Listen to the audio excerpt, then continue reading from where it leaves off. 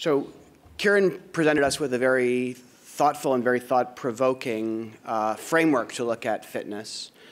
John talked about it from fitness from the perspective of the regulator, Michael from the perspective of the administrator, and I'm going to briefly touch upon it from the perspective of the educator. So over the last couple of days, we've talked, in advance of this meeting, we've talked about professionalism and a statement and the similarities and differing definitions.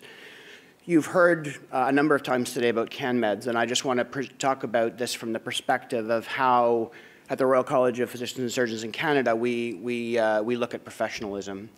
And the professional role is a narrower role than what we've heard of in some of the discussions going on before, and that many other attributes we would think of that professionals hold, such as the ability to, advocacy, communication, and collaboration, are in other roles. The three key competencies that fall under our professional role are demonstrating a commitment to patients, profession, and society through ethical practice, through profession-led regulation, and through physician health and sustainable practice. And it's really the latter that I want to spend a little bit of time on, and really that's the aspect of fitness that I'm going to talk about and pick up on. Because I really think that this is often insufficient attention is paid to it, and I was very pleased to see that addressed in the definition that was presented this morning.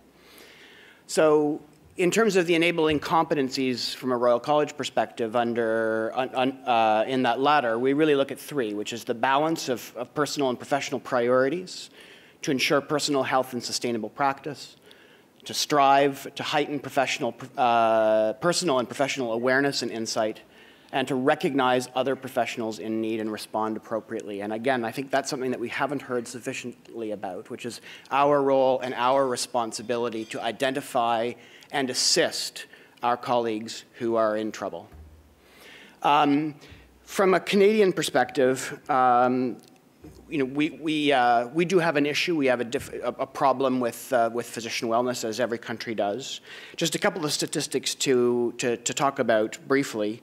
The National Physician Survey in Canada identified that 13% of physicians had an absence from work in the prior year related to health or wellness. That 23% had emotional or mental problems in residency, difficulties, and 36% did not have a family physician. When we heard John talk about fitness in terms of the extreme, of the unfit physician, I think it's important that we also realize that we need to assist those that are making do but could do better, or need to have assistance to prevent them from becoming unfit and running into difficulties. Lastly, I just wanted to put a pitch in a little bit for a resource that the Royal College developed, and I can do that because I had absolutely nothing to do whatsoever with its development. I think Kieran made the good point that having the 10 commandments, simply going and telling residents that they should exercise, they should be spiritual, and go ahead and do it and eat right is clearly going to be insufficient. A lot of this is taught through role modeling, through the hidden curriculum. But we developed a physician health guide that is designed to be a tool to assist educators in helping residents to address these issues.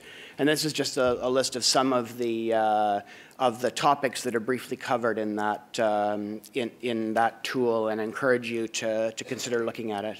I have a copy on my iPad here later on if anyone wants to take a look at it after this session. Thank you very much.